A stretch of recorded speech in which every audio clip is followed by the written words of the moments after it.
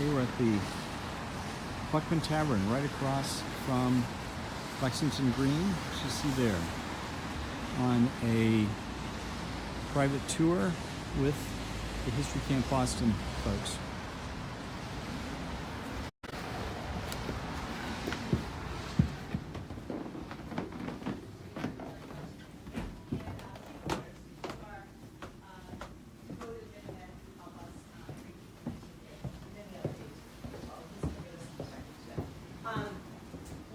Lexington Historical Society is a nonprofit organization with 6 full-time staff members and a dedicated group of volunteers.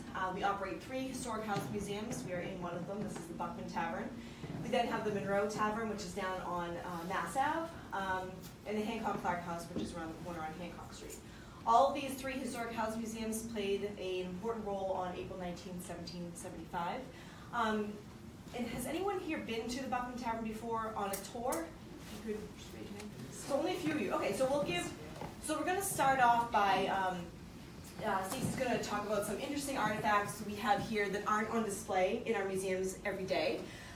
So we'll talk about that, and then we'll go through the house just so you can take a look at it and see. We'll give some militiaman perspective from April 19, 1775. And then we're going to go upstairs to our new #Alarmed exhibit, which talks about spreading of information and news in the 18th century using taverns, and how that sort of correlates with how we spread information today using social media. And before we talk about the artifacts we have here on display, I just want to bring your attention to one of them is a ledger here. Is this a daybook or a ledger, Stacey? This one's a ledger. A ledger. So on March 28th, I'll forward this link to our event, but we have a conservation fundraiser. We're trying to raise $23,000 to conserve 4 important books. They're ledgers and daybooks that were actually from the tavern, so they tracked who came in, what they spent, what they bought, what sort of supplies were ordered, and it just gives us a great insight on day-to-day life in taverns in colonial Lexington. And we've got 2 ledgers from Monroe Tavern, 1 daybook, and a daybook from Buckman Tavern, which is the one that you'll see here today. So we appreciate donations today if you want to take part in that conservation fundraiser. All of the donations you give will go directly to that effort. Again, we're trying to raise $23,000 for this important conservation project. So from there, I'm going to let Stacey take it away. And if you have any questions, feel free to raise your hand. Thank you. And thank you guys all for coming. So before we get to look at the stuff that isn't normally on display that you guys kind of get to see special, I did want to point out behind you the exhibit case that every visitor, we get probably about 20,000 visitors a year, close to that, between all 3 historic houses, and a lot of them come to Buckman since it's the main one right across from the green. So they all get to see these, but they're still really cool. They're not special, for this tour, but all of those objects have some direct connection to somebody who was on the green on the morning of April 19th. That's really some of our coolest stuff. Every time we do an exhibit, I want to steal stuff out of the case and put it in the exhibit.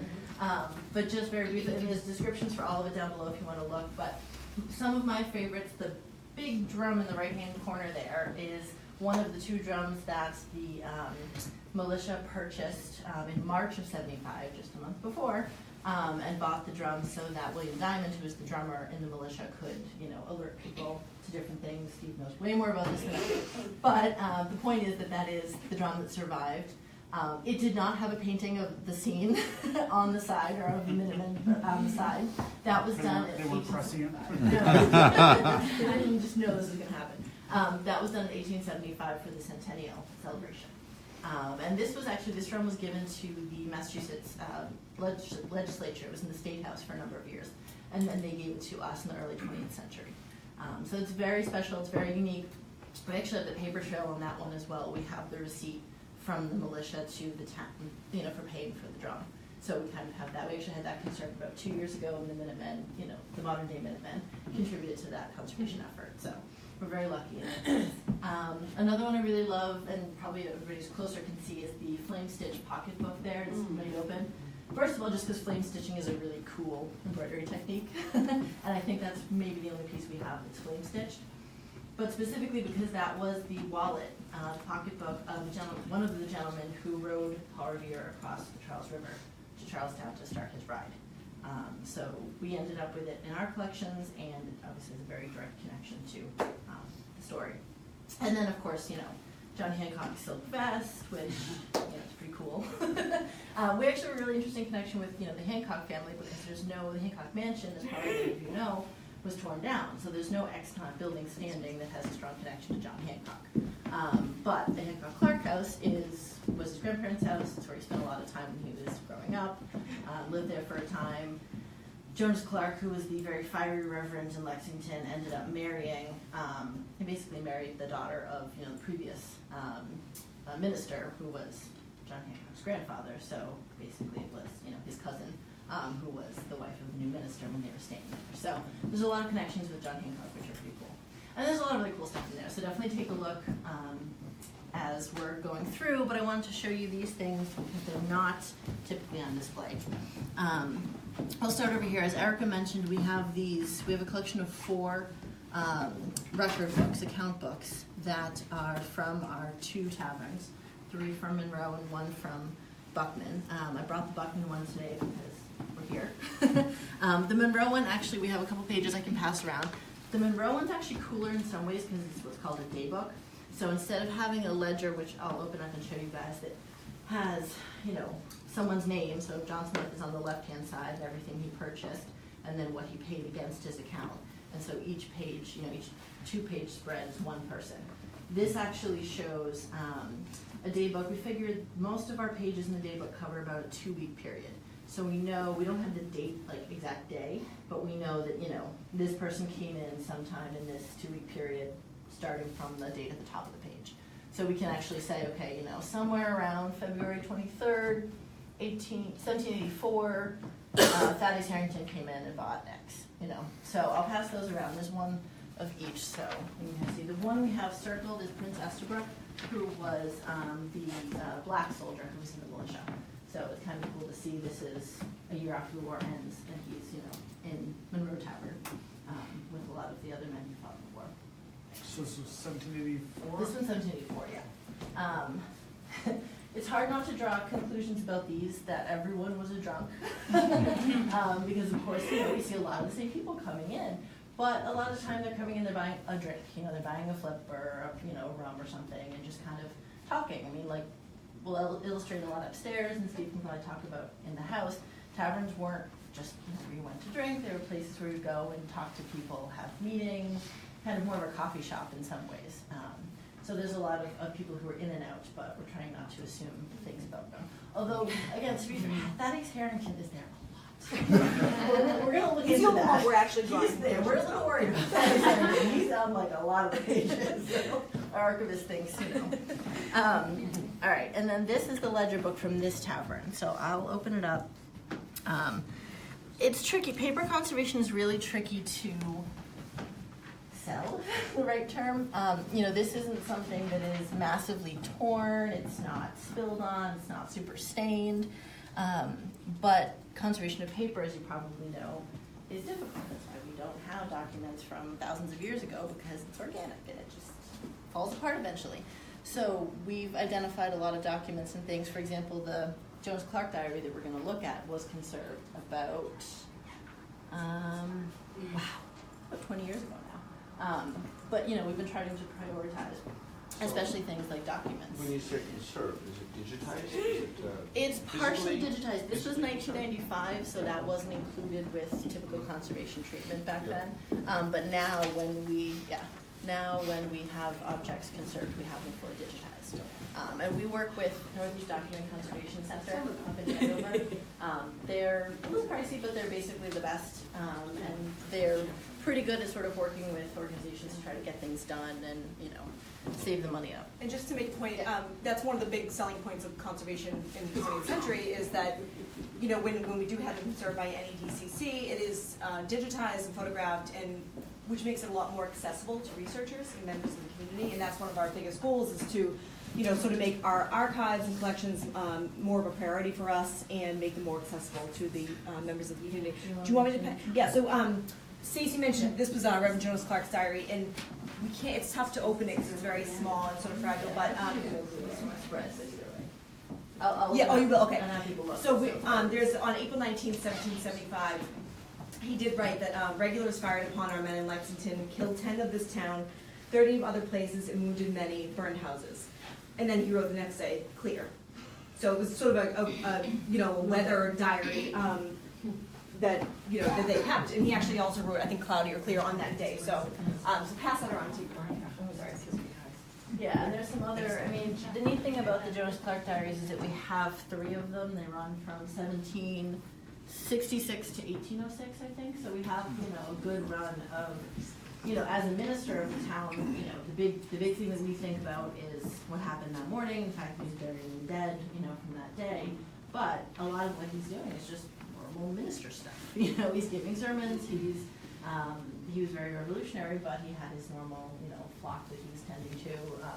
There's a story in the old burying ground in Lexington, that's behind the First Parish Church, where there was an epidemic, and I think it was 6 or 8 children in one family died. So they had this long tombstone, just basically like all the children, and he makes note of that, in his diary, because that's obviously a unique thing. So yeah, so this is the first one we have, and I made, and I will sort of pass it around just so you can kind of see.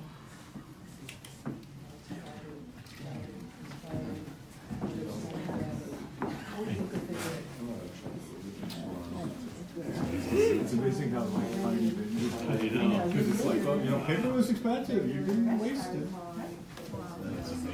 And you can see the men's, actually, this is probably the page that was open to the most, because people want to know what do you write on April 18th. Yeah. And that's like paper tape that they used to mend. So this was the whole. Open challenge. Hopefully if your digitization lousy shot. Yeah, I don't want to flash out. we're actually working on, we just signed up for Passport Online, which is the online side, the online website of our collections database. So we're working on getting these collections up. We have basically most of the Jonas Clark collection up, just not, every page from the diaries. It's interesting, there's an almanac on here, so was it an almanac with blank pages, or were the blank pages tipped in, or? This one, I believe, it was the back side of the, So it looks like. yeah, I think. So it looks like one leaf of almanac, Right, a blank and then page, one one leaf of almanac. Yep. Okay. And I think they definitely had to do a lot of binding together when they conserved it, because these boxes come out.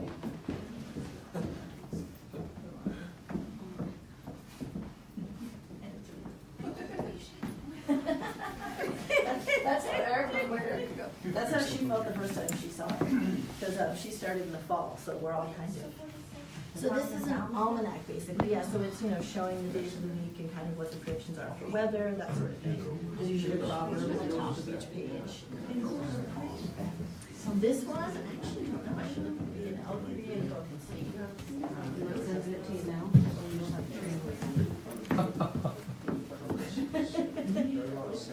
Yeah, so it was pounds, shillings, pence. And it was, Yeah, and there's another thing, so they go back and look at like March, the month before, and they see Yes. shillings. The Bibles are Yeah, really they're bright. visiting on the floor. So we don't know how much it costs for a pint of whatever, For, pint of like beer or whatever. oh, I'm not sure. And you'd be able to tell from, looking through the ledger. Yes. It's a diamond, and I'm gonna send them this picture. Yeah, well, they do, so this is, Yeah, yeah, well, that's the long. they do, I actually, yeah, I mean, a lot of times they would do it if it was a town, if it was a single customer, they would do sort of a running tally of what they bought, but I'm not sure in this particular book. No.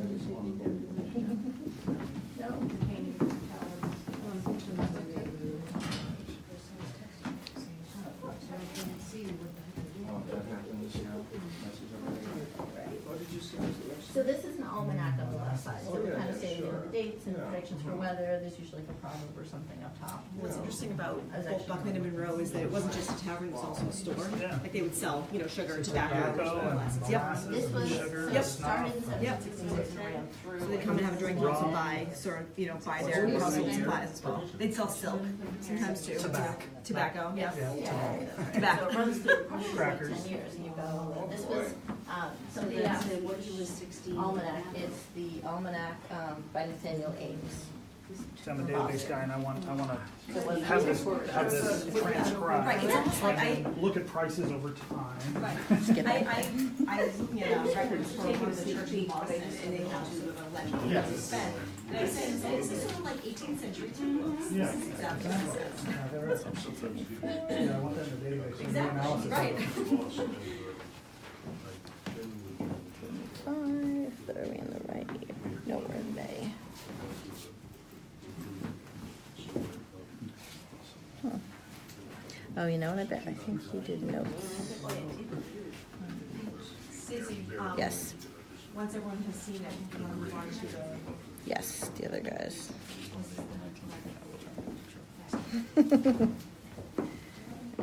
Almost there.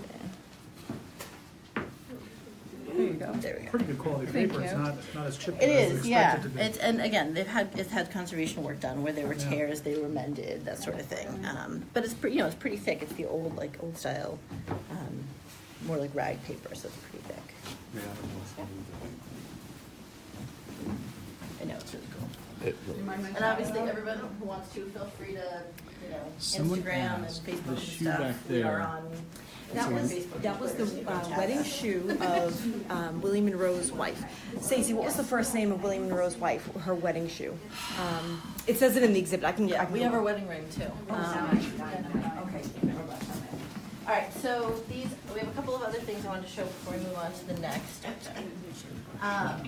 The musket is interesting. This was, so we have Monroe Tavern, but there were lots of Monroes in town. They're a big family. They were Scottish, and they came here in the mid 17th century.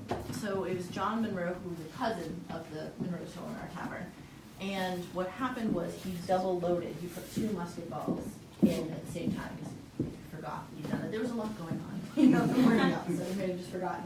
And he ended up blowing off about 8 inches off the end of his musket. Saved it, you know, and presumably fought on with it. But we have it, we've actually had this object, we have had this object on display in Monroe Tavern in the tap room over the fireplace.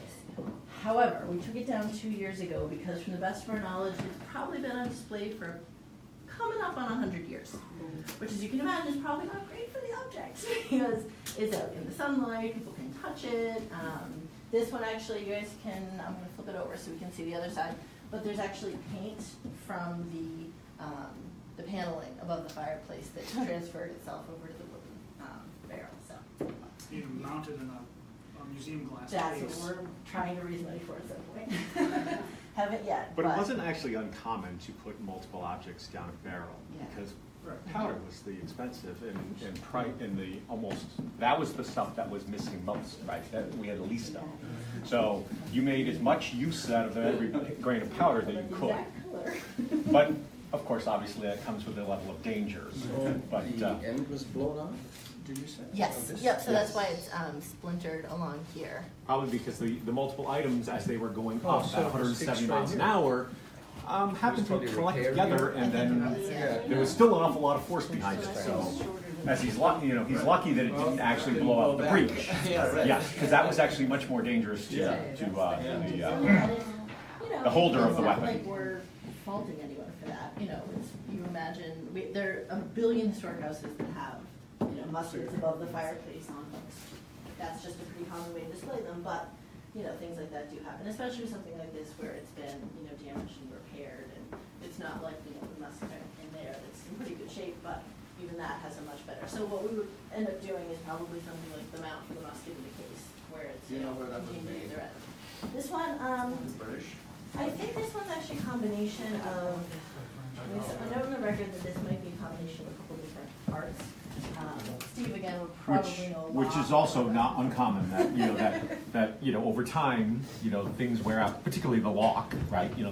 The working mechanism of the musket, those, eventually that metal, you know, it wasn't as strong as current metal, so it would actually be, you know, basically the way that a lock work is, the reason it's a lock is because it's like a door lock, is that it's a sprung and it's got sharp corners, and you know, over time those corners wear, right? You know, that's just what happens with metal. And so as it would wear, meaning then it would no longer stay locked, meaning it, you know, when you pull it back to fully cocked, it might just go off. So that's not very safe. So yeah, a lot of times you would get locks replaced over time. So yeah, you might find a, you know, a musket that would have, you know, 2 or 3 different. You might replace the barrel over time because you were worried that the breech was strained. But, and you know, the stocks break all the time. We have, you know, even, you know, modern replicas, you know, you can have them, you know, you fall on it wrong and snap the neck. You know, like Serious recoil too, a lot of stress. it's actually, you know, because we typically don't put lead down, there's not an awful lot for recoil, because there's really, it's just the air that you're pushing. So when you know, and we have, you know, we'll take them out and fire, you know, with lead coming out of them, and you'll feel some recoil. But with just the actual powder in, it's actually not that, it's not that much, to be honest. So. And one more thing I want to show you guys before we go, and it's a little weird. The reason why, you know, a lot of these other ones have good reasons why they're not on display regularly. These guys are, first of all, you know, a book with multiple pages is tough to display. We do have, I don't know if you guys noticed, there are facsimiles of the jump card pages in there. There's a couple of other documents that we have facsimiles of. But paper's hard to display, especially big books. So that's part of the reason why they're tucked away in like a locked cabinet. The musket, we kind of talked about why it's basically taking a break from being on display. Tour guides are like, on us to get it back on display because they love talking about it, which is totally fair. So they have a picture right now. But this one's not displayed because A, I didn't know we had it until about last year, and B, it's tricky, it's problematic. The story that we have that goes with it is actually written right here, and it's from Fred Piper, who was an early president of the Historical Society. He wrote this note in 1901, basically saying that he tracks the provenance as best he can, and saying that this, to his knowledge, is a tooth from one of the Minutemen who died the morning of the 19th. So, being that it's a human remain, that's super tricky with actually putting it on display. Feels a little disrespectful to put something out that, you know, belonged to somebody who died that morning. And, you know, it's not like we have DNA to actually prove that this was that. So the story we do have, though, involves the monument over on the green. If any of you guys know the big obelisk monument, it was erected in 1799. It was the earliest Revolutionary War monument in the country. They did a slate plaque for it, which is right there, the original slate plaque. It's gonna live there forever because it's horrible to move. It weighs about 800 pounds probably. We had it actually in the exhibit that was previous to this one upstairs, and then we had to move it last spring on the lift, which is not approved. You're not supposed to put that much weight on it, and moved in here, and I've never moved it again. But it was in someone's closet. Like our previous executive director found it like 10 years ago in like a closet in Hancock Park. And was like, is this a tombstone? Is this, oh no, it's the original slate plaque. So that's the 1799 slate plaque. They decided to rededicate the monument in 1835, and what they ended up doing, they replaced it with a marble plaque, which is the one that's there now. They also disinterred the remains of the militia members from the old burying ground and reinterred them underneath the monument so that it's now, you know, more of a monument, but it's also a gravesite. It's where the men are buried. And supposedly during this transition is when the sheriff at the time, Samuel Chandler, took the tooth. I'm hoping that it like fell out, he picked it up and put it in his pocket versus removing it from a jawbone. I'm really hoping, but we don't really know. So he has this tooth. He gives it to a woman, Sophia Locke, and then she gives it to Fred Piper, who gives the stories. So, you know, the provenance is a little weird. I don't know why you make the story up, but that's our tooth. Nobody found it like a day later or whatever. It's like, oh, right, so, exactly. oops. Well, and the weirdest Because thing they is had already too, buried it. it's not the you know, only tooth we have. It's one of those things, and this is literally in a box called miscellaneous, which I think is so funny. We actually have another tooth that was found when they were doing some work downtown, kind of behind where the post office is now. They were doing excavation work and building a new building, and someone found a tooth. and they donated it to the Historical Society. That one doesn't have a cool story, it just. Yeah, it's always possible they check the organ donor box on his driver's license, so that's okay. A lot of people. On his horse riding license. So again, like I said, it's not something that we would display because it's really difficult to interpret. It's difficult to interpret sensitively, you know, if you're the descendant of someone who died that morning, like, it's a great figure plus tooth on display. We don't know for sure that that's the case. It was not uncommon for historical societies to have, in the 19th century and early 20th century, body parts were a thing. Like people collected, skulls and bones and to display, and they were often so much hair. They were often given to museums and historical societies as a way to, to take care of them. But that was the thing. So it's not unusual, but Lexington Historical Society no longer collects body parts, so it's sort of, it's a passe thing, but it's not unusual. Yeah, more or less, yeah. So I think that's pretty much it. Does anyone have any questions about any of this stuff?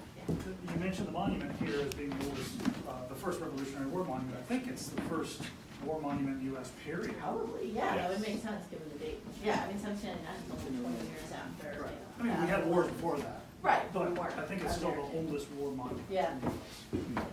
I have read somewhere, and I can't remember, that only 7 of the 8 were reinterred in there. Is that true? Do you know anything about that? Well, because one of the gentlemen who died on the green that morning was from Woburn. He was a volunteer that had he lived on the border, and had come over and asked Captain Parker to if he could fall in with the men. Right. So did they leave him in Neilbury? No, I think he's buried in Woburn. Yeah. He's in Woburn. Yeah. That's what And then So there's the Brit, right? Wasn't there? Yes, There were British that later in the day that were wounded and then died later. Yep. Yeah, there's And one that was were treated cared for here. Yep. in the We Buckman actually Tavern. have the receipt from from the doctor, Joseph Fisk. He took care of the soldiers here. And for the British soldier, he was like, who am I going to apply to get my bill paid? So it's like a couple years later, and he sent it to the Commonwealth of Massachusetts because he was like, I need this paid, and who's going to pay for the British soldiers' treatment? So I don't know if he ever did. I don't know if I ever found evidence that he got paid. You mentioned the plain stitch wallet. It looks like there's some lettering on it. There Well, is, that- yes. It's his name. Yeah, It's his name. Yeah, and then 1757, I think. His book, 1757. Right. It's not? Yeah. Yeah, Joseph Bentley, that's what it is. It's his name, so it's Joseph Bentley, his book, 1757. Joshua, yes, Joshua, you're right. Yep, because that's the, yep, so that's what it is. It's Joshua Bentley, his Yep. book, 1750. Seven, I think it looks like a 7. Yeah, I've never gotten to touch with it. It's been in the case. I've only been here for 2 years, and this has been in the case for about 4 years. We totally renovated Buckman Tavern. We renovated all of our houses in the last 10 years, but this was the last one. It was done 2012, 2013 or so. So this is a whole new exhibit case that was basically perfect built for those objects. Curiously, as you'll notice, look how the size of that vest. So that was Hancock. So how many of you would actually, potentially? I was looking for somebody here in the room that would actually maybe fit in that. Hancock was a tiny man. He really was. So What was he, about 5'4", I think? that would be stretching. Yeah. Yeah, no, With his heels on. They should. Reconstruction, they went very well. the suit of Yes, Yes. Henry Cook, yeah. Yes. Taylor. I was gonna say, you should have dimensions, right? 'Cause you- Yeah. Actually looks bigger than his coat that's in, the old State House. Yeah, no, he was not a large man. He was a very tiny man. All right, so I'm done here. Did you wanna, Steve, do you wanna? Do you want to give a sort of militia perspective? So, yeah, well, I mean, tour the house, obviously. You guys sort of gave Thaddeus a little bit of a hard time, but without Thaddeus, we may have never even made it out of the building. Captain Parker had actually, I'll step back just a second. I mean, Paul Revere had come out, obviously many times, and had come out the week before, and there wasn't. We certainly knew stuff was happening, but we didn't really know because we didn't have, communication, instant communication. So Parker had come out, he had rallied up the troops, got them all around, and I just kind of sat around like, well, where is everybody? And like, where are the redcoats? And so, you know, he dismissed his men, basically saying, you know, if you live at a distance, you know, come to the Buckman Tavern. If you, you know, live close by, you can return to your home, but be ready to muster at the sound of the drum. You know, that was one of the communication mechanisms. The bells and the drums and fifes were the ways of communicating, obviously. But so Captain Parker, you know, had sent out numerous scouts, like 7 or 8. Thaddeus was the only one who actually returned. The only one. Every other one of his scouts that he had sent out that morning, whether they was going west or going east, was captured. So if Thaddeus had not made it back, we would have probably still been sitting in the tavern as Colonel Smith and company went marching through town, because they were just kind of hanging out, whatever. And it was, you know, only because Thaddeus arrived and let them know that, hey, they're half a mile down the road. We should get out there. And therefore, we got out and got onto the green. And then, as we say, you know, history happened. But that's, you know, you give Thaddeus a hard time. We actually like Thaddeus very much. Because Thaddeus was very helpful in that respect. So Thaddeus got 10 guys killed. Well, he got 8 guys on the green. 2 came later in the day, obviously, at Parker's Revenge. And that's one of the other things that, you know, sort of highlight in the last number of years, starting 5 or 6 years ago, we've really done a lot of work out in the Minuteman National Park in recreating and rediscovering what is Parker's Revenge. And so think about it. 1/4 of his men, dead or wounded, on the green, the ones that were standing on the green with him that morning, dead or wounded. Everybody knew somebody who was dead or wounded. You had a relative, it was near, or, you know, somebody you were, you know, it was somebody you knew very closely was dead or wounded that morning. And him and Clark were able to rally the troops and got some number, we don't know how many, we have no idea how many men actually marched with him out to the edge of Lexington and just set an ambush should the Redcoats return the same path that they had went out, which, you know, they did. But even in that ambush, and, you know, we shot out Colonel Smith's horse from underneath him. There were other sort of, we don't know how many who actually died, but he lost 2 additional men in that ambush. So they were all very close in battles.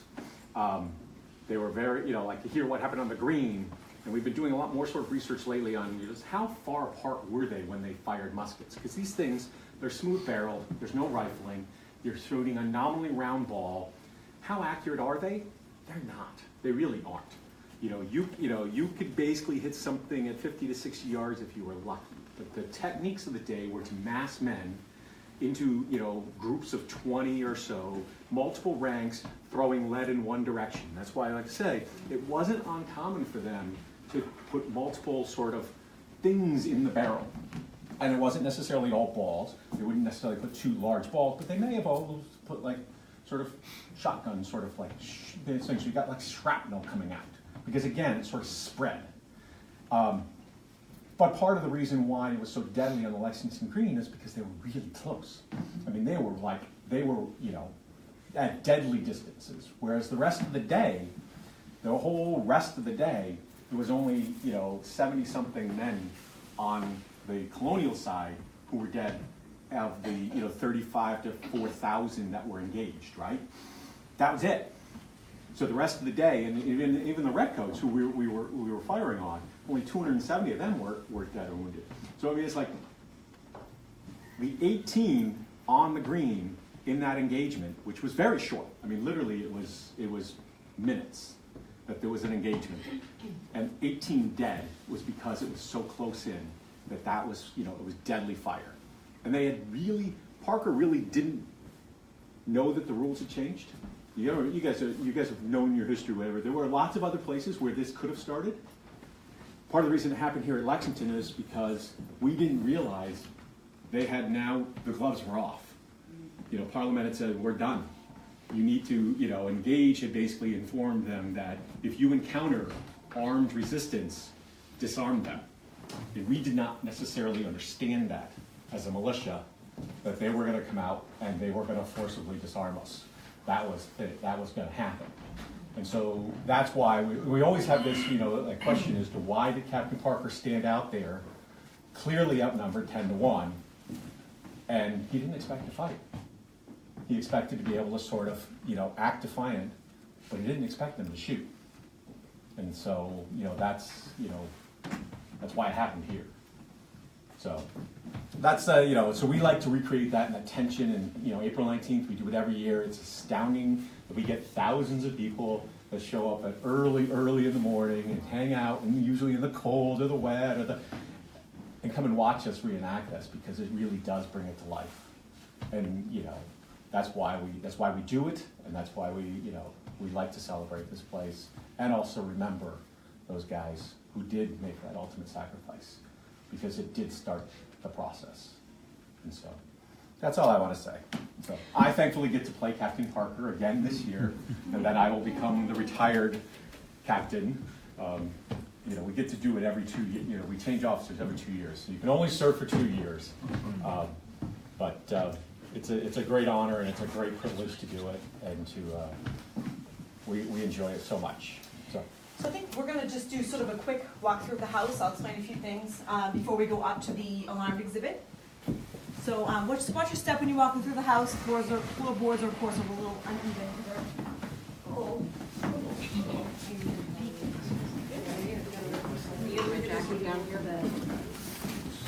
This is my colleague Matt. And we met at the street. Elizabeth, I don't know if you remember Elizabeth. And Michael, I don't know if you remember Michael. And Mike. Hello.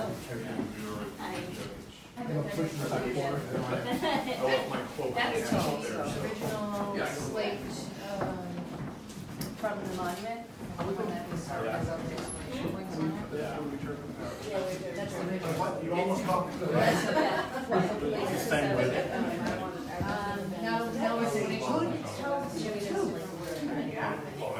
No, it's a yes, very good. Yeah. No, but not the drum. It is the drum. I brought it up for our summer campers last summer because I thought they would get a kick out of it. This is Lee, our intrepid leader. It was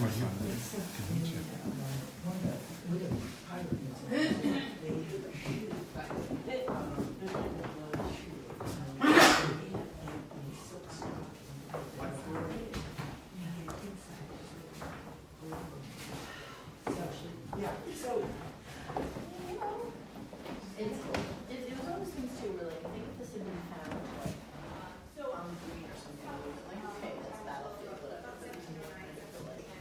In transition. It was not originally a tavern, or actually it was originally a tavern, sorry. Then, sort of throughout the years, changed ownership a few times. In 1775, it was owned by John Buckman and his wife Ruth. They didn't have any children. They had hired servants to help them do the, cooking and cleaning, and they had a farm, several cows. Excuse me, many acres of land. This area would have looked quite different. But there was a lot of open land. They owned, I don't know how many acres off the top of my head, but so they operated a tavern. They had the tap room right out here. Behind this door over here is sort of a small door where we could put the wine bottles or whatever else we needed from the kitchen over behind the bar. They'd be cooking meals for people, having lodging upstairs. So it was sort of a very multifunctional home. And as Steve said, the day of the battle, or the night before, I should say, people were gathering here, and they would have been gathering here in the tap room. One of the primary sources does say that, nothing was happening, so I, curl up in front of the fire in my chair and fell asleep. But, this, architecturally, this building has changed throughout the years. It has gotten bigger, and as you go out, I'll show you a little piece of paper we have that shows the different variations of the building throughout the years and how it's changed. It was actually the first postmaster of Lexington lived here, worked here, and had his shop right outside in the gift shop, or the post office in the gift shop where you came in today. So, so as we go through, you'll see lots of Georgian architecture, and a lot of that, was added in the late 18th century. And then, so the first floor is what we have interpreted as a house museum, and then the upper floor is where we have the exhibit. So you can go around and see the two of the rooms over here, and then we'll go to the tap room, then we'll go upstairs. So sort of a loop.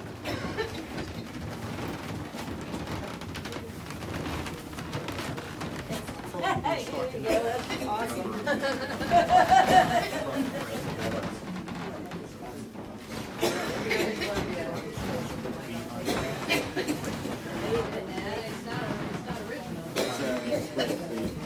Hello, how are you? Well, I'm glad you came. I've been looking forward to coming to one of these things. My assistant principal he loves the drum. We are the dining room drummers, so I just took a picture for him. I was like, you're gonna love this. Part of the original house? And this room would have been part of the tavern? Yeah, I mean, it's, the tap room looked good, but they had, they would have had tables here, and, people would have met for, some tapping over there. They'd often, a lot of the time, just say, during two, they'd talk about When they started showing, they just came back. Stay overnight.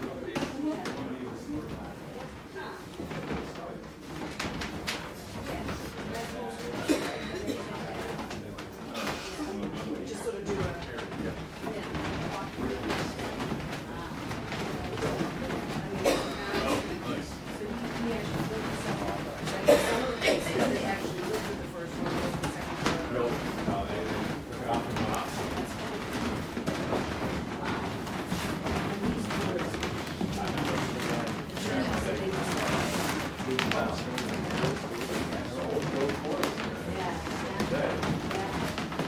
So now I'm assuming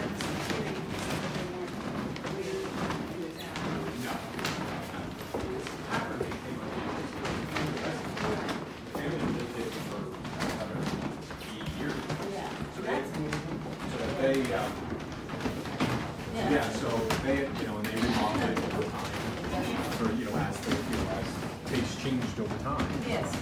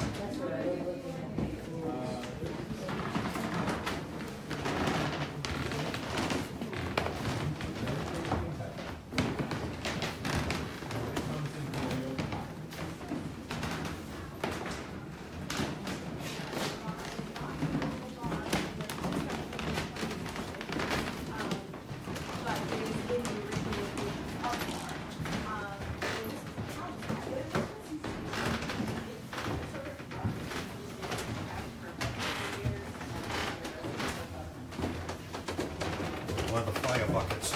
Yeah. And actually, the fun fact is during World War I, this was, after this ceased to be residence and it was sold to the town, it was sort of a community center for a while, and during World War I, the Red Cross met here, and they did some, bandage rolling, and actually, the Historical Society, along with many other partners in town, are doing a World War I sort of centennial celebration at the end of World War I this coming fall, and we hope to have a public program here at Buckman Tavern as a bandage rolling Red Cross program. So just to sort of commemorate that aspect of this building's history, which is often not thought of. So yeah, like I said, this is the original tap room. This is where the militia would have been sort of gathered the night before April 19th. The original bar location, not the original bar, unfortunately. Well, we do know about this, right? Do we? Steve might, but I don't. So part of the reason why we know this is the original location is there was this nice little notch Yes. up there. And during the renovation, this guy was found in a wall. And so that kind of, fit perfectly in that spot. And we're like, huh, It works. that looks like a pretty good confirmation that Yeah. this is kind of where the bar was. Right. Because again, remembering that, if it's your private residence, it's your house, it's You your didn't- living room, you don't Yes, want to you bar didn't- the you didn't corner. want to or bar you the did. Well, some people do, that's true. Maybe Thaddeus, Thaddeus might want to bar. Poor Thaddeus. We're gonna get Thaddeus on. But so the cool thing about this space too is that normally when visitors come here, because like I said, we get a lot of visitors that come to this house during the normal tourist season. So normally we have stanchions that are kind of set up along here. So most people when they're coming through the house basically just get this amount of space, so you guys get a special amount of space. We do also have a tavern night event that we do every year. The next one is February 24th in a few weeks, and that takes place upstairs and downstairs, and we move all the furniture out so that people can actually be in the space and not worry about launching 18th century chairs by accident. So we move everything out and people can just kind of be in here, drink beer. We've got a special beer coming from Earth Eagle. Earth Eagle, shout out Earth Eagle Brewing, and Tad Baker from Salem State are going to be giving a talk on historic beer and taverns. And the coolest thing is that you do get to drink a beer in the tap room of Buckman Tavern, which is sort of a once in a blue moon experience. So you can buy tickets for that on our website. It sells out every year, and it's getting pretty close to that point. So if you do decide to do that, do it like today, like when you go home. So, what's the website? LexingtonHistory.org/events. And how often do you do them? Once a year. But we're hoping to start doing them more often because they're fun. People like them. All right, so I think we're going to go up the historic staircase in the front of the building. So please watch your step. We don't usually let the public use it just because it's sort of steep. So please watch your step, and we'll go up the exhibit upstairs.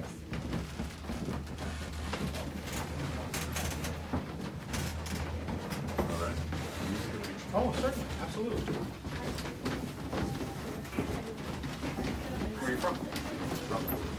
Rutland, Vermont? No. Oh, okay.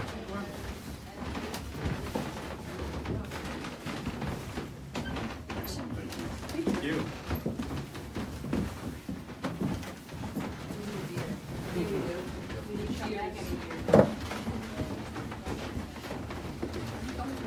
Is there any significance to the very straight paint in there? That was actually decorative. It was done as a decoration to, over time. It was clearly not period from Rev time. It was done later.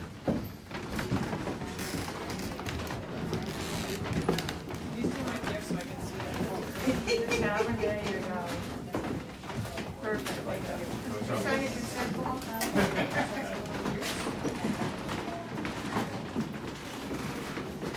It's funny when you find, my wife was down at the visitor center or in one of the shops in town, and she's like, wait, the postcards, that's Dad. I'm like, okay. One of my kids are like, wait, there's Dad leading the renovation. Like, okay.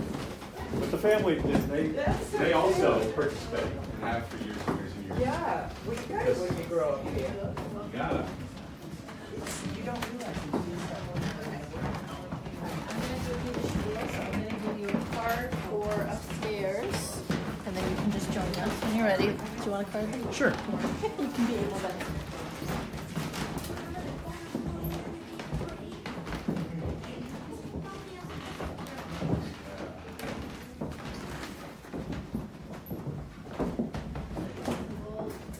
Start on the left-hand side here, first row.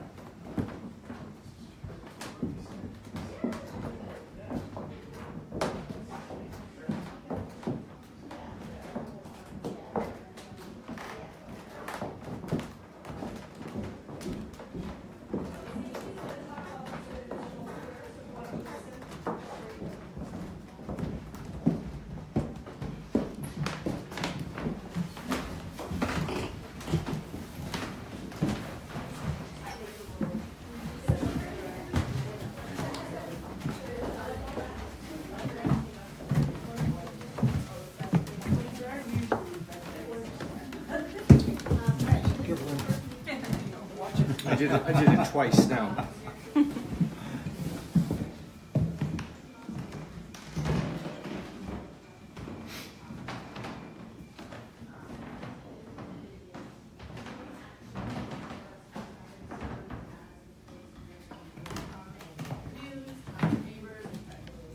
Downstairs.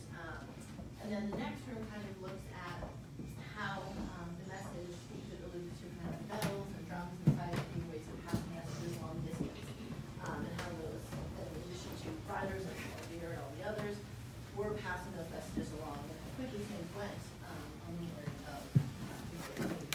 the night of April 18th, morning of the 19th. I think it's really interesting too because when we're doing research for this exhibit, we tried to reach out to other towns who we knew sent militia to, the battle day of. Not necessarily the morning because obviously that was pretty small, but as you probably all know, numbers swelled for the militia throughout the day. So we emailed everyone to ask them if they could send us some of their stories about how the alarm had reached their town. And we were kind of jokingly saying, well, let's see how quickly, they get back to us and how quickly the message gets to, and if we can compare. And obviously the whole point is that, the importance of the message was much, much less. Our message was not as important, working on exhibit a year hence, as the exhibit, or as the message that the regulars were out. But definitely, we took one place like a month to get back to us. They would have missed the battle entirely. They would have been into, the next one. But basically going through everything in this room is either replica or it is what we consider non-museum quality. So like these chairs, for example, they are 18th, 19th century chairs, but they are not ones that we consider part of our museum collection. So the point of that is that you can sit in them. And the idea with this room is to really try to make it seem a little bit like a tavern. You can sit down. We have, these are all replica mugs. They're at the bottom of that. We have toasts here, so that, again, I always say this is not an activity for introverted people. But the idea is to use one of these toasts that a lot of the Sons of Liberty and people like that used to use to kind of, in the beginning, they start off very, to the king, that sort of thing. And then they get a little bit more, revolutionary as things cruise along into the 1770s. So we have a whole box here of different toasts that we have, these are actual taken from printed newspapers and things like that. We know these were toasts given in the Boston area, mostly in between 1769 and 1773. The bar over here is also a replica bar, but much more recently. That was built in 2017 for the exhibit. And actually, we're very lucky in Lexington to have a really great Boy Scout troop who also seems to have all the sons of various militia members in it. So whenever they need Eagle Scout projects, we're like, yeah, absolutely. We know your supervisor. It's going to be good. So we had a really wonderful student reach out to us. Pierce Warburton is his name. And he asked if he could work on a project for us. And we needed this replica bar, so we said, yeah, absolutely.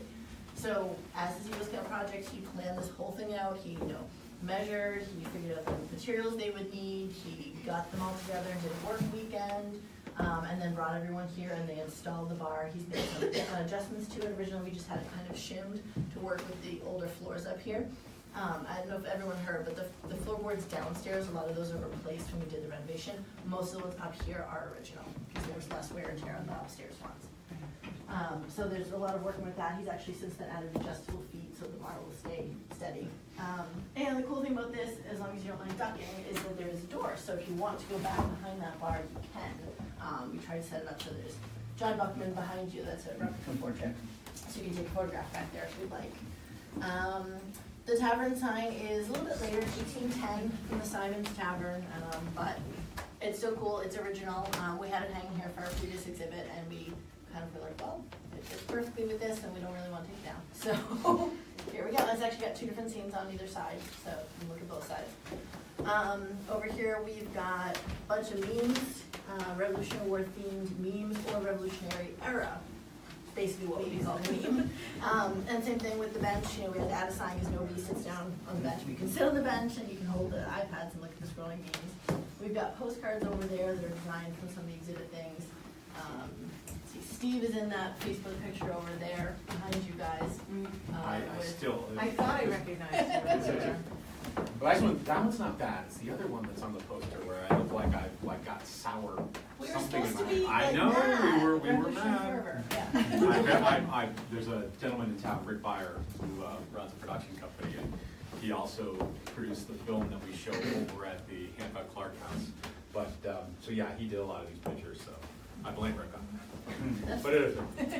He deserted us for Salem, so Yeah. But yeah, so the postcards there. If anybody wants to fill out a postcard, feel free. We actually have a basket, so during the open season, we reopen here March 10th, a month from today. And during the open season, people fill out postcards. They put them in that little basket on the bar. We bring them downstairs, Tori put stamps on them and send them out. So a lot of people write, here at Buckman Tavern and things like that. It's really kind of cool. So yeah, feel free to explore. The one actual like period artifact in this room is behind you guys over by the door there, and it's John Hancock's laptop is what we're calling it. It's his writing desk. He has lots of them. He's got one at the old State House too, I think, but that is one of his writing desks. And when he was staying at Hancock Clark House, his secretary was staying here because the Hancock Clark House was really nice. It was the minister's house, and it was really, there was one room that Hancock and Adams were sharing, a room upstairs that his fiancée Dorothy and her aunt were sharing. It wasn't really room for, his helper, basically, his secretary. So Robert Lowell was staying here instead. And the morning of, when the regulars were marching into town, they thought, are they going to be coming here for Hancock and Adams? Are they coming here for his important provincial congressional papers? Like, what's going on? So there was a trunk of his important papers, and Lowell and Paul Revere actually, ran them out of the tavern and like down the road basically, and literally like just before the battle started. Yes, moments before the battle started, Lowell and Revere are, as from descriptions, are hauling a trunk of incredibly dangerous papers, because boy, if they had been captured, there were a lot of people who would have been charged with treason, because that had all the names, it gave it all up. So, and the fact that John Lowell had sort of forgotten about it until like the last minute, that, up in the tavern is the trunk of provincial papers that we just had meetings out in Concord and recorded all of this data. Perhaps we should actually remove that from here. I think that's one of my favorite parts about the reenactment, is that they reenact the running of the trunk too. The trunk, we have a replica trunk that's in the basement here, and there's two guys who take it, they run across the green, like you'll catch that if you can see it. Right through the bridge. And right through the lines. And the original trunk still exists. It ended up in Worcester at the Historical Museum. We won't give it back. So if you guys know anyone in Worcester, and you can like pull some strings, see if you can get it back here, at least for a loan. But the original trunk does exist. It's in Worcester if anyone wants to go see it. So feel free to play if you guys want, kind of do some of the stuff, and then we can go across to the other room as well. Did this room originally serve as a bedroom? It was, probably would have been space for visitors to stay. About how many dozen people would stay in this room? Just depending on who was there that night. I mean, that's the thing with, the taverns is that you had to put people up in taverns. I mean, if you don't have anywhere to stay, then it could be a real problem. So everywhere you have a tavern, you have to just pack people in as many come that night. So, we talk about there being 30 men downstairs the night of April 18th, and everything's so crowded. No, Yeah, but like in the 18th century, you're kind of used to not having personal space anyways. And Yeah. always know people. So I'm sure many times there were a lot of people. For balance and that kind of thing. Yeah. We traveled. We've gone out and actually. I read the stories of Lincoln when he was a circuit attorney doing the circuit. Right. But we actually Probably went three guys would sleep in the same bed. reproduction of what we use and when we do the reenactment. So even if you do the reenactment, you have it full of papers too? No. You run empty. No, we run it with yes. I'm sure it weighed a whole lot more in the day. That's why I'm curious. So Ross Tavern, this was a different tavern. We actually, it's funny, we don't have any tavern signs for Buckman Tavern. Yeah, we have one for Monroe, the original sign for Monroe, it hangs in the Monroe tap room. We have this one, which is from a different tavern in town from 1810. And then we have a tavern sign from Hartwell Tavern, which is in the National Park. We actually have that downstairs in the tap room here, it doesn't. You have the Hartwell Tavern? Yeah, we have the original, we didn't, no, I don't know if they've ever asked for it. We have a good relationship with them, so if they really beg,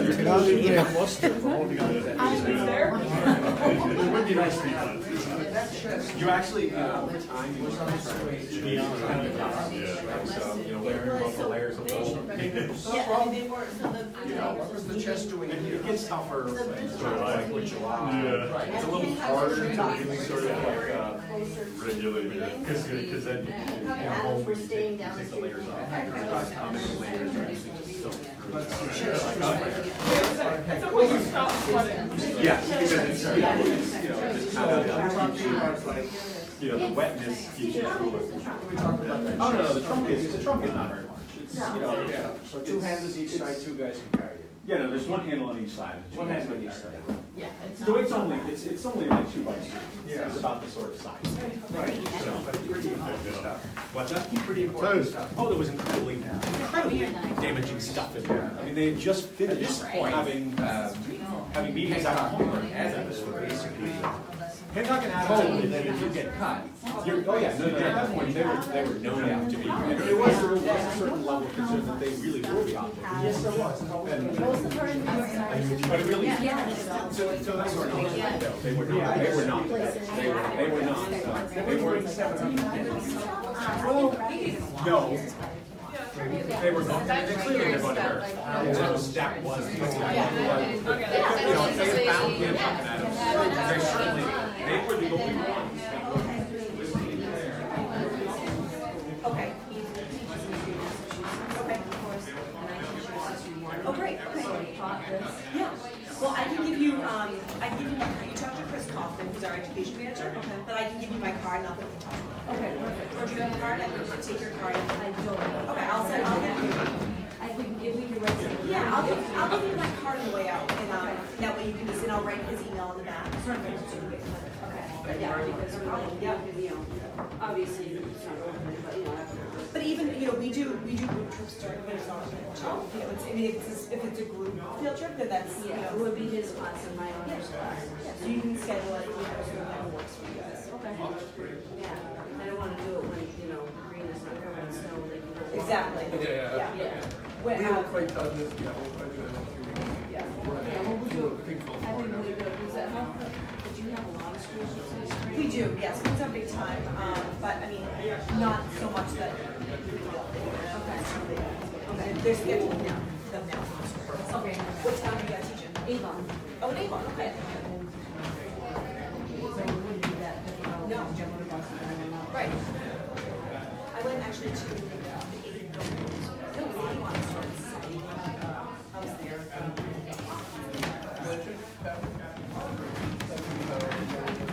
Yeah, okay, I was the other one, the Irish one, that's right across from the, that's where, big rocks. When I talked to that, the Glacier Tavern is white, on the other side. Anyway, I went to one that was like, Captain House, that's what it was, yeah. But yeah, we went there for a tour a couple years ago. Yeah, it was really fun, yeah. My fiance lived with me when I was a kid.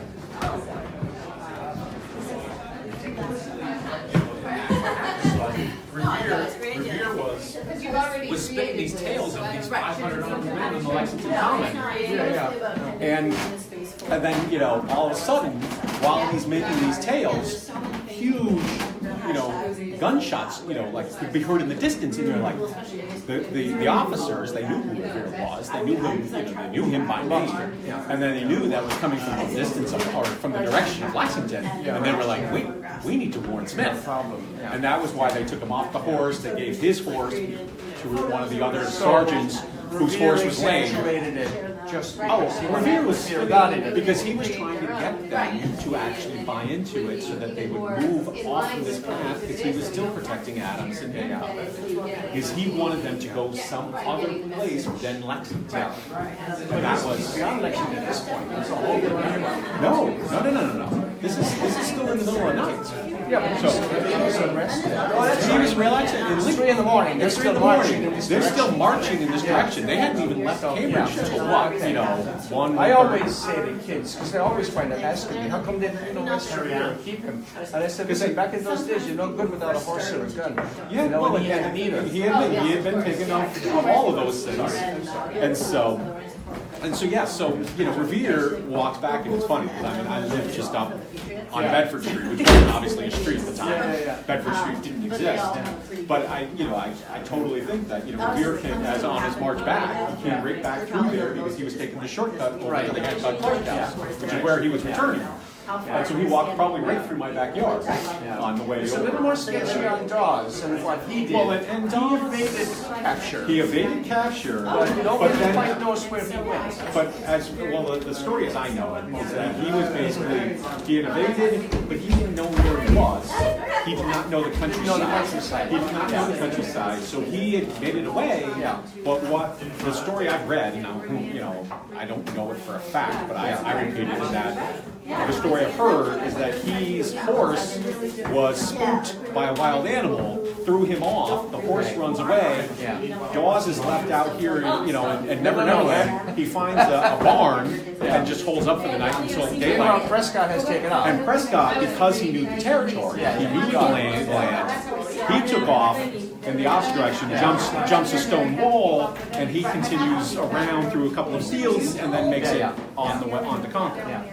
Because obviously he was returning home. He was just making his way home late. Well, yes, because he was a courting, Lydia Mulligan, right? So down by Monroe Tavern, Lydia Mulligan.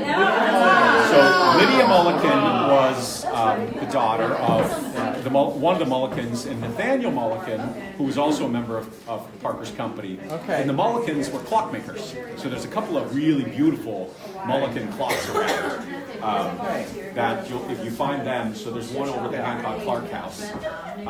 But Nathaniel Mulligan was obviously at home, and he had heard the alarms. His sister Lydia, who was by all accounts a lovely lady, actually the prize of the town.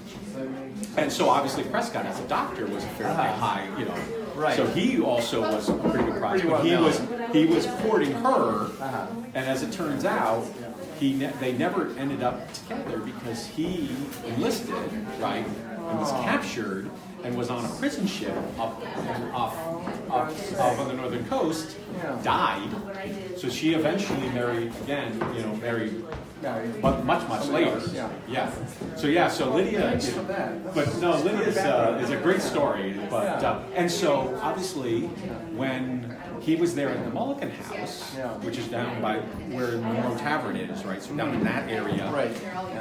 Prescott had already heard the story of what was happening, what was transpiring, because the message had gotten to the Mulligans, the government, whatever. Sure. So as it turns out, that's obviously he was relatively sympathetic to our cause. Right. And so when Dawes and Revere, found him on the road, they asked a couple of questions and found out he was sympathetic. Passed the litmus test. And so he passed he said the right things, and so they clued him in on what their mission was, and he agreed to help.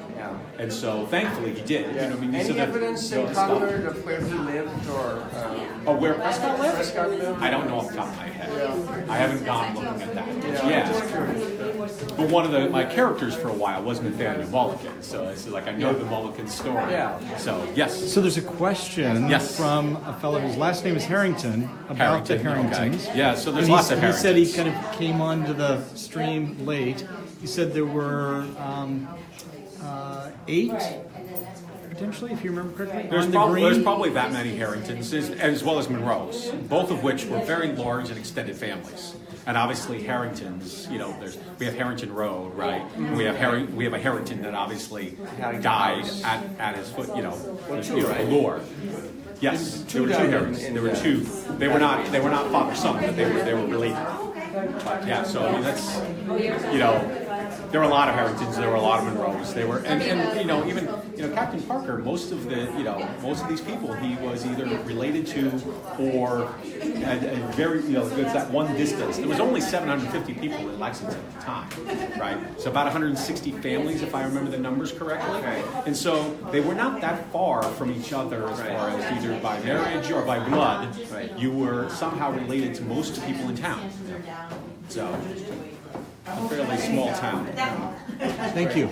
No troubles. So I always thought they were father and son. They were father and son. I don't know if they're father and son. No.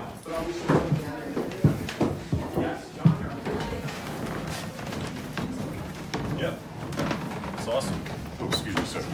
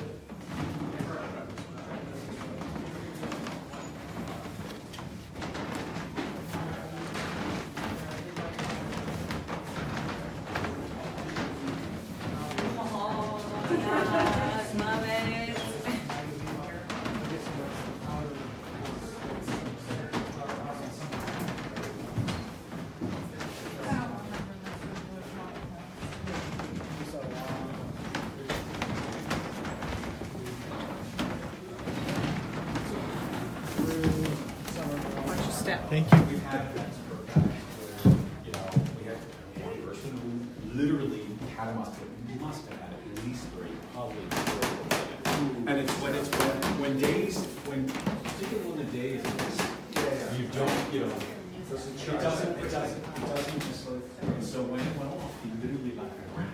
Oh my God. You know, when we say, you know, like, 120 grains, it's about 1/60th of a pound of powder is what we would put in a regular charge. And so, with that amount of powder, it makes a big bang, but there's not really any recoil. Yeah. With two times that, so you're talking about 240, grains of powder.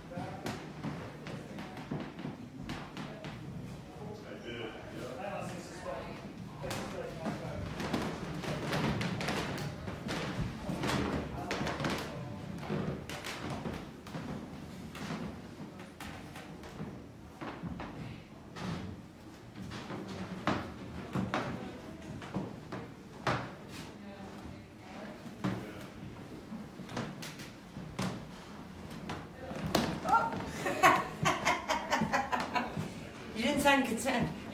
Thank you once again. You're welcome. This is so awesome.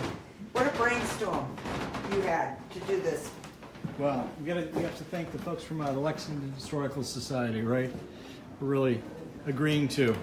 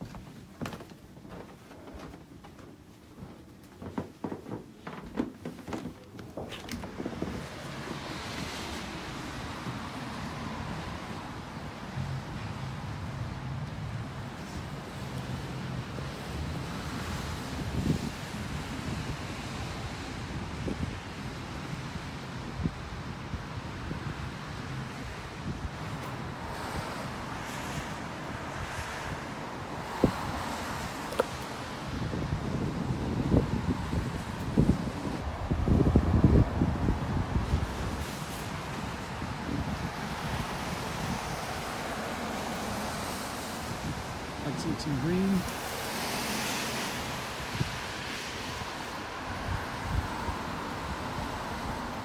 And Buckman Tavern.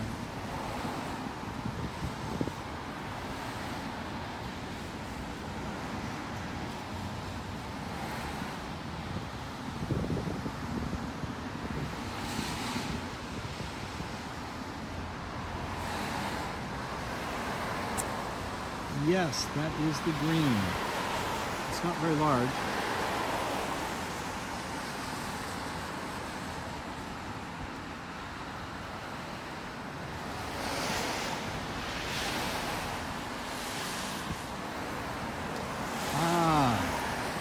Mr. Harrington, the house. The house has a big marker on it. I will show you.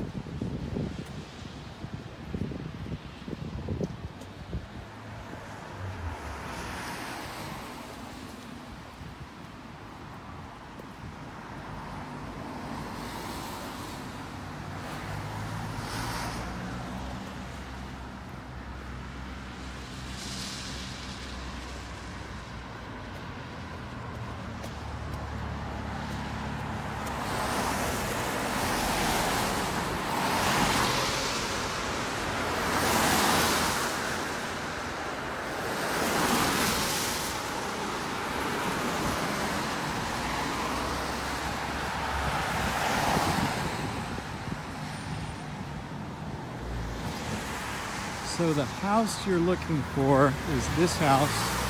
It's in the middle of the frame. Large white house.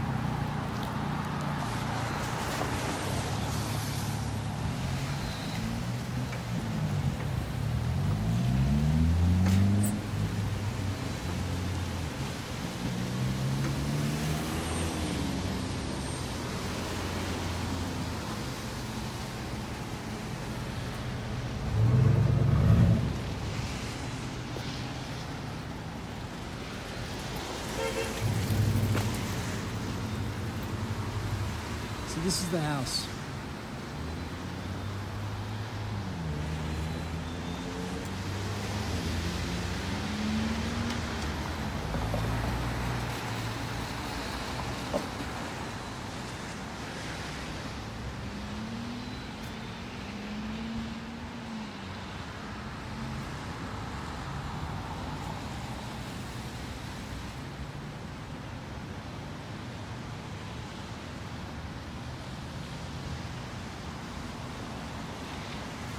And it's right on the green.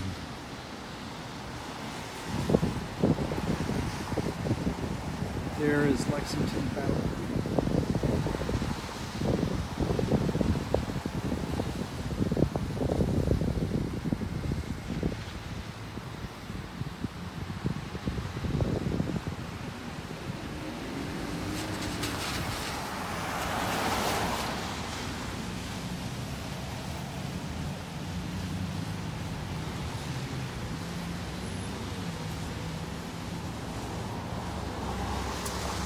Plaque reads, House of Jonathan Harrington, who wounded on the Common, April 1775, dragged himself to the door and died at his wife's feet.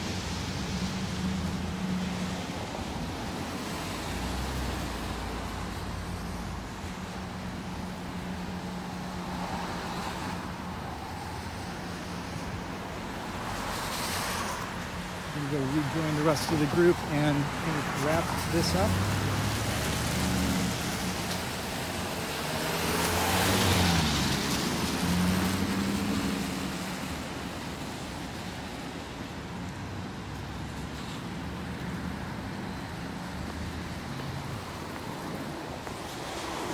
So again, Battle Green and Buckman Tavern, where we've just been for the last few hours.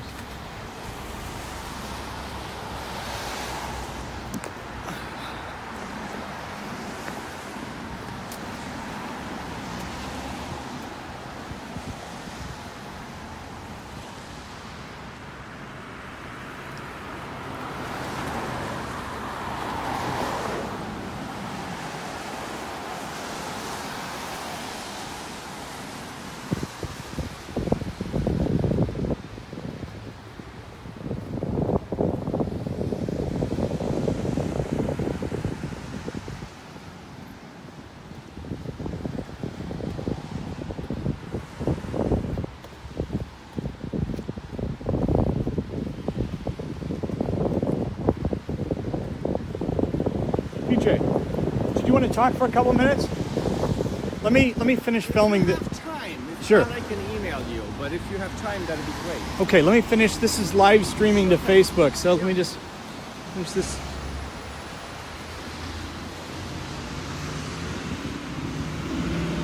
Hey, Mitch, thanks so for much. That was you terrific. bet. Thanks for coming.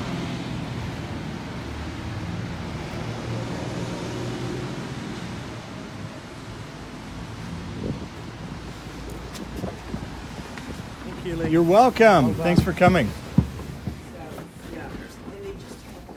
Just finish this real quick. Do you want to finish this real quick? Just tell people if they're going to come visit Buckman Tavern when they should yes, come. it's alive, yes. So Buckman Tavern opens on March 10th to the public.